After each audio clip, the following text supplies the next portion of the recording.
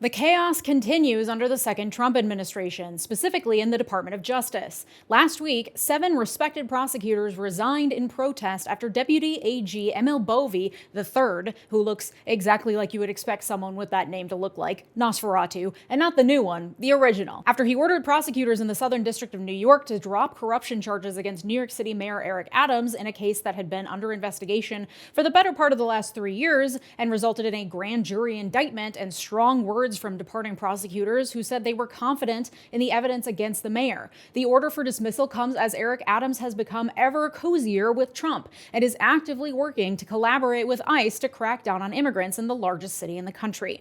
It also gives the DOJ and the president persuasive power over the mayor, who is beholden to whatever they tell him to do, lest they decide to bring new charges against him. It's the latest move in the Trump administration's push to concentrate as much power in the hands of the president and squash any disloyal civil servants in the process. Separately, but also relatedly, Trump tweeted on Saturday that, quote, "He who saves his country does not violate any law," and then pinned the tweet, indicating the president's growing determination to accumulate power by whatever means necessary, the rule of law be damned. Today, we're going to get a grasp on this chaos and what this means for the DOJ and the rule of law going forward. Let's get into it. Thank you to my partner on today's video, Lumen. I know firsthand how incredibly frustrating it can be to be trying to do all the right things for your body and to still feel exhausted all the time.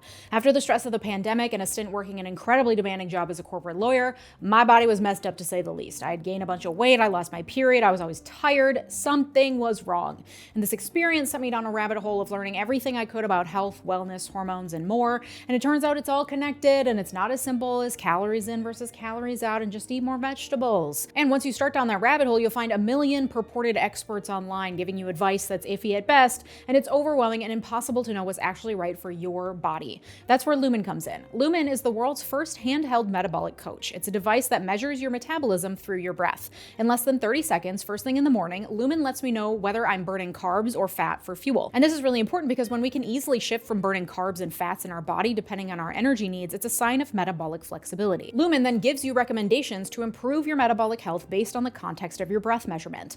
Lumen helps me focus on balance, not perfection, and educates me about my own body. Having that personalized insight into how your body is functioning is so key to learning how to make your body feel the best that it can feel. So if you want to stay on track with your health this year, go to lumen.me/Leeja to get 20% off your Lumen. That's lumen.me/Leeja for 20% off, or just click the link below. Thanks to Lumen for sponsoring this episode. So let's do this by setting up the timeline of how this all unfolded to get a better understanding of how we got here and what's really happened. Since at least 2023, Democrat Mayor Eric Adams has been under investigation by the DOJ for accepting illegal foreign donations and participating in quid pro quo agreements with the country of Turkey. In November 2023, the FBI seized his electronic devices as part of this ongoing investigation. Last summer, a grand jury was called to investigate Eric Adams and determine whether an indictment was warranted. After being presented with testimony and evidence, the grand jury agreed the indictment was warranted, and in September, prosecutors in the Southern District of New York brought 5 federal criminal counts against Adams, including for illegal campaign contributions, accepting gifts from foreign nationals, and for wire fraud.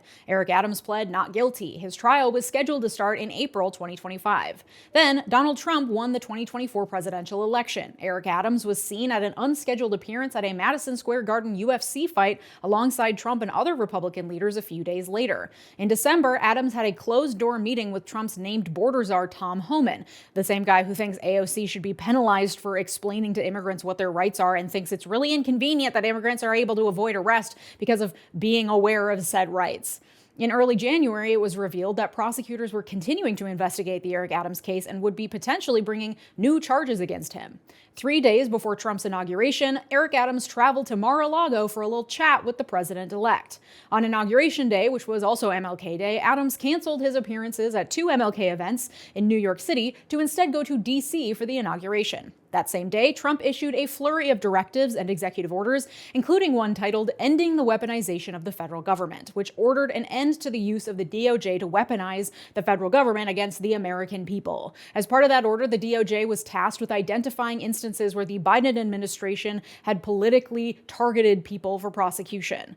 The next day, Democratic Mayor Eric Adams, who's a Democrat, appears on Tucker Carlson's show and claimed that the case against him was retaliatory because of his criticisms of the Biden administration's immigration policies. This despite the fact that the investigation began and even the raid of his electronics in 2023 happened before he made any criticisms of the Biden administration's immigration policies. At the end of January, Adams' attorneys met with federal prosecutors in Manhattan, along with 𝗬𝗪𝗣𝗣𝗢𝗧 III, who is, by the way, in addition to being a 𝗬𝗪𝗧𝗛𝗡 lookalike, also formerly Trump's defense attorney who worked on his New York hush money case. Talk about a quid pro quo.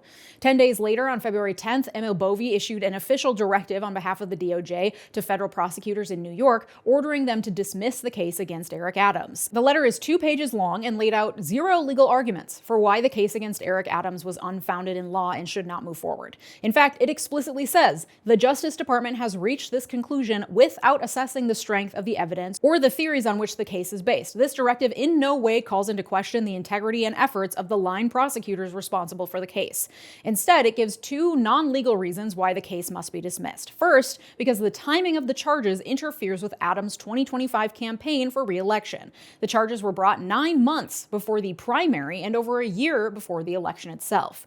And the second reason is because the trial is getting in the way of Adams' ability to devote time to fighting illegal immigration as ordered by the president. 𝗬𝗪𝗧𝗪𝗣𝗢𝗧 III explicitly said the case should be dismissed without prejudice, meaning the case could be brought again at any time. This is an important point. In the letter, he claims it's so that the U.S. attorney can reevaluate the case after the November 2025 mayoral election. But it also clearly creates explicit leverage. The DOJ has the power to make the charges, which have the potential for 20 years of jail time, go away, and they also have the power to bring them back. The insinuation being that they would do so if Eric Adams failed to deliver on promises related to implementing Trump's agenda in New York City. So this letter was issued February 10th, and it was a bombshell within the Justice Department because it's so blatantly political and because it was directed at the Southern District of New York, which is one of the most prestigious U.S. attorney's offices in the country and one that prides itself on its independence from political motivations. I worked briefly as an intern in law school for the U.S. Attorney's Office in Boston during Trump's first term when Jeff Sessions was AG, and Sessions issued all sorts of directives at prosecutors to be more aggressive prosecuting immigrants and drug charges, etc., and the U.S. attorney who sits at the head of the district and is appointed by the president tends to go along with whatever the AG's policy initiatives are. These are political appointees. Their work is inherently going to be influenced by the president, but the assistant U.S. attorneys, the line prosecutors, the ones who do the day-to-day prosecuting, exercise a lot of discretion, especially the more senior ones. So to have a directive to stop work on a very specific case, and one that is so clearly politically motivated and pushes line prosecutors to halt their work on a case that they believe is winnable and supported by the facts and law, is a dramatic move. Even more dramatic, 2 days later on February 12th, the acting U.S. attorney for the Southern District of New York, Danielle Sassoon, wrote a strongly worded letter to AG Pam Bondi, raising her concerns with the directive and asking for a meeting with Bondi to discuss further. In the 10-page letter, which I have linked along with all my other sources in the description, she says, quote, "Because the law does not support a dismissal and because I am confident that Adams has committed the crimes with which he is charged, I cannot agree to seek a dismissal driven by improper considerations." She alleges an explicit quid pro quo agreement between the DOJ and Eric Adams, defends the timing of the charges, saying, "I am not aware of any instance in which the department has concluded that an indictment brought this far in advance of an election is improper." She concludes that if Bondi is unwilling to meet or to reconsider, she is prepared to offer her resignation.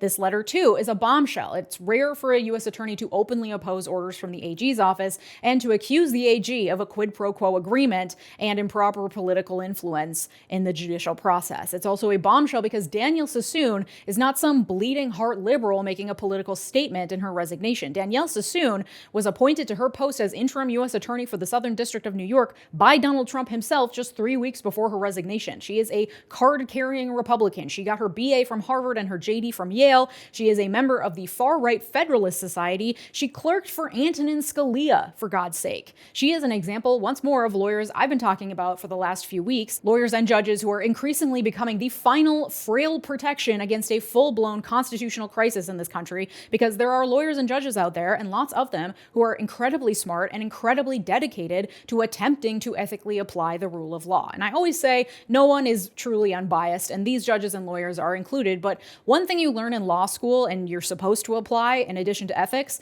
is how to zealously advocate for your client despite your personal opinions on the matter. You owe them a duty of care as their lawyer, and you are ethically bound bound to do whatever you can, again within the bounds of ethics and the law, to advocate for your client. For prosecutors, their client is the U.S. government, the Constitution, the rule of law. And by U.S. government, I do not mean the president. The president is not the personal client of U.S. prosecutors. The fair and ethical application and enforcement of the laws of the United States is their duty. Now, that's not to say there aren't fair criticisms to be lobbed at prosecutors. Many of them zealously advocate for the U.S. government by attempting to put as many people behind bars for decades for low-level drug offenses, or by locking up immigrants. Many of them do let their biases and personal prejudices determine how aggressively they prosecute or do not prosecute certain cases. So please, by all means, you can criticize prosecutors. There are many prosecutors who themselves criticize prosecutors. During my brief stint at the U.S. Attorney's Office in Boston, it was quickly apparent that certain prosecutors were widely known to be conservative law and order types hell-bent on locking up as many black and brown people as possible, while others were liberals interested in making change from the inside. My supervising attorney there was, I shit you not, my favorite person I have ever worked for. He was a lovely human being. He worked in the securities and financial fraud division because it was an area of practice where he'd be targeting mostly white dudes who stole money from people and ruined their lives. And before that, he worked to prosecute child predators. And every Wednesday, he would leave during lunch to lead a book club in a local prison because he strongly believed that if you are in the business of sending people to prison, you better have a deep understanding of the place you are sending them to. He was certainly a diamond in the rough, and there were prosecutors there who I hated because they refused to work with any intern that wasn't from Harvard, and they didn't even bother to learn my name. Still mad about that. Anyway, I think it's easy, especially on the left, to blanket write off prosecutors as cops. And I think the criticism is fair in many instances, but it's not so black and white. And I am glad that there are people whose work it is to enforce the laws that I do agree with, and that some of those people at least operate by putting ethics and integrity above personal beliefs as much as possible. Anyway, let me get off my soapbox.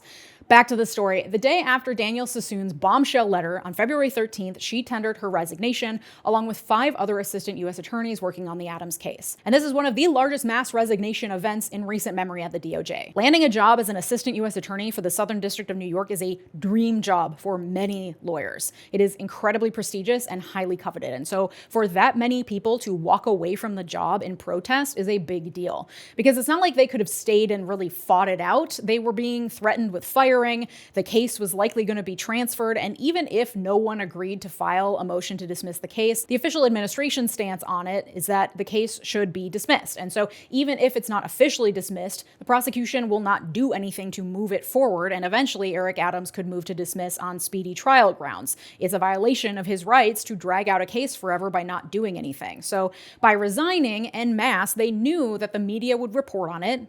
It worked, and that it would be a major shakeup in the district that would take time to fill and would make a major statement against the policies of the DOJ, and especially so because this was most publicly coming from someone appointed by Trump, who is a longtime Republican with deep Republican ties. The same day as the mass resignation, 𝗬𝗪𝗡𝗍𝗪 responded in a very snotty 8-page letter that indicated clearly that the lip service he paid in his first letter 3 days before about how he doesn't question the integrity of the prosecutors on the case has gone out the fucking window. He admonished Danielle Sassoon, who is a 38-year-old woman, I might add, and I think as a woman in the law, I need to point out that context in light of the tone he takes in this letter. It is very much giving, sit down, little girl, and you can tell that he relished in his attempt to tear her to shreds. He says, quote, "You lost sight of the oath that you took when you started at the Department of Justice by suggesting that you retain discretion to interpret the Constitution in a manner inconsistent with the policies of a democratically elected president and a Senate-confirmed attorney general. This despite the fact that Danielle Sassoon's oath as a U.S. attorney pledged loyalty to upholding the laws and the Constitution, not the will of Donald Trump." And he informed her that the assistant U.S. attorneys in charge of prosecuting the Eric Adams case were being placed on off-duty administrative leave pending investigations by the Office of the AG, and that she would be included in those investigations. He accused her of vast insubordination for questioning the chain of command, and then basically told her point by point why she's a dummy and her arguments are dumb.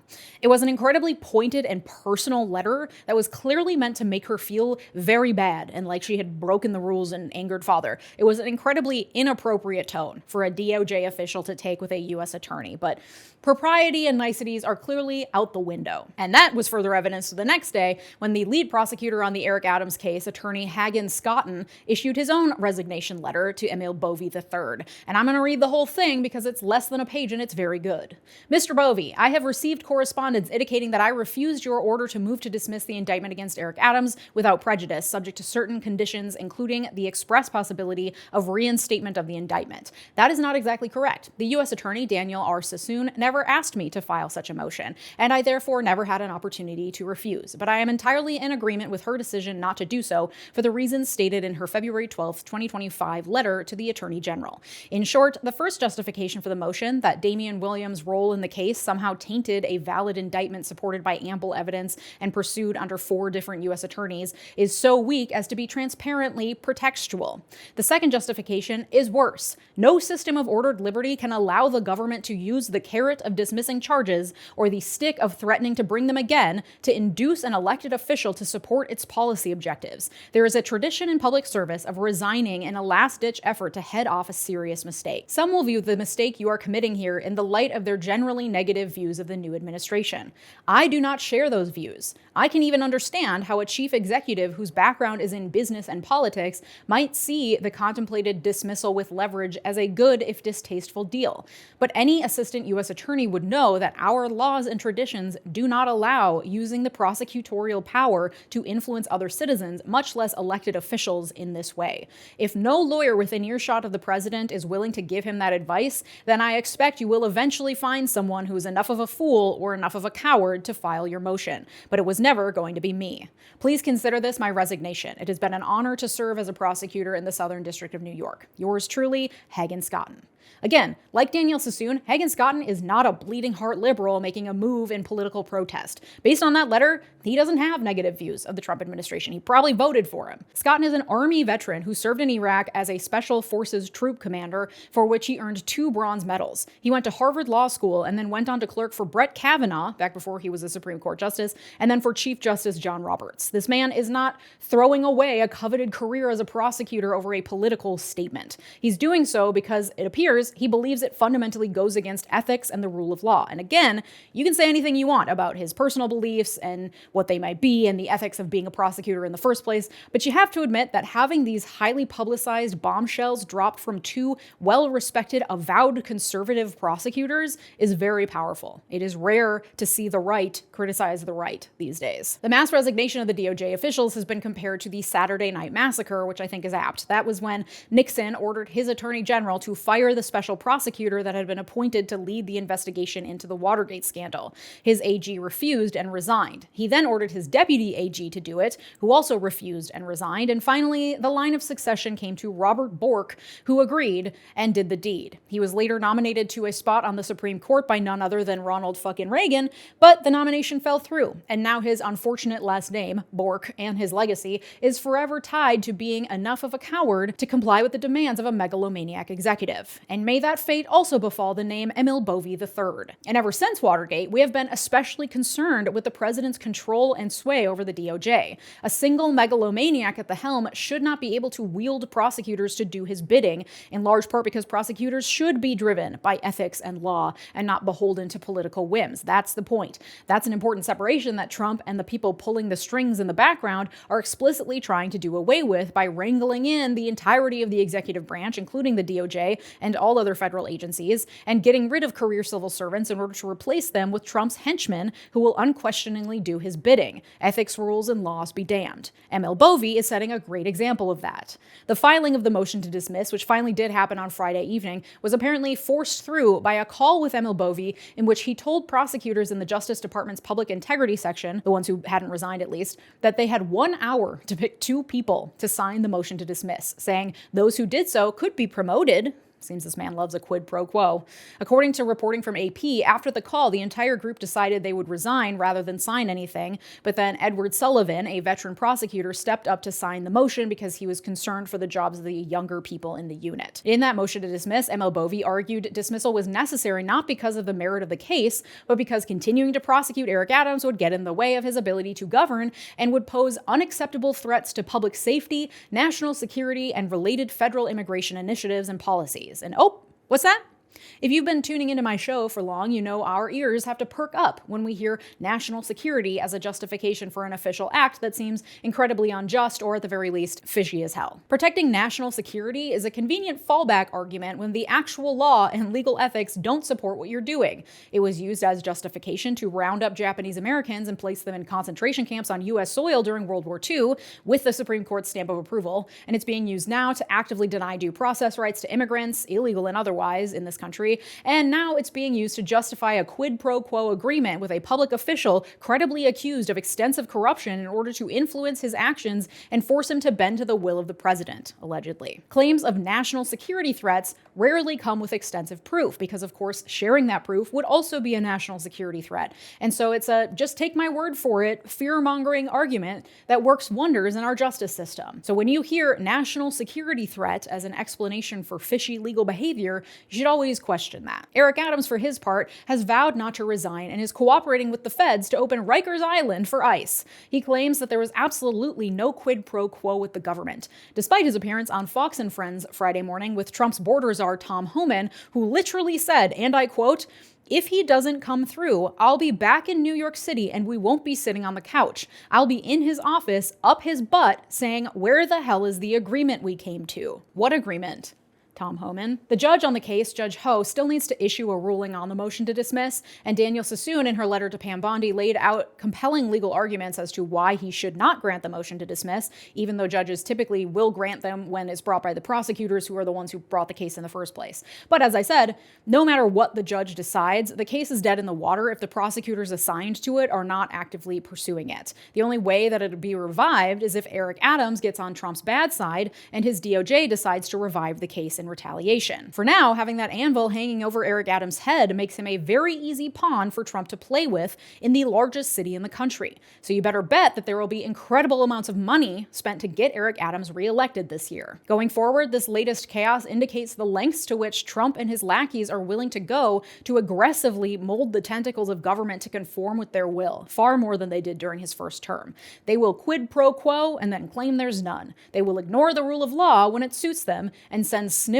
Nosferatu-looking former defense attorneys to invent arguments that are flimsy at best, but said with authority. And Trump will look on in passive approval with a pinned tweet saying, "He who saves his country does not violate any law." Because anything can be justified if you just lie about it enough. If you'd like to support my work, the number one best way to do so is to join me over on Patreon, where you will get ad-free, uncensored access to all of these episodes. Also, I just launched the Why America Co-Learning Lab, a learning community having discussions and making connections along with a monthly syllabus curated by me. All year, we'll be covering topics under the umbrella theme of Eat the Rich, building solidarity in the new Gilded Age. February's topic is all about how to build a movement even when you're feeling overwhelmed as hell. This is all hosted over on Patreon, which is linked down below. If you're interested, please join us, patreon.com/LeejaMiller. Thank you to my multi-platinum patrons, Thomas Orff, Sarah Shelby, Art, David, R.H., Latranger Lucas, Joshua Cole, Thomas Johnson, and Tay. Your generosity makes this channel what it is, so thank you. And if you like this episode, you'll like the one from last Wednesday where I discuss all the creeps and dweebs doing Elon's bidding in Doge. Thanks so much for watching. Have a good day. Bye-bye.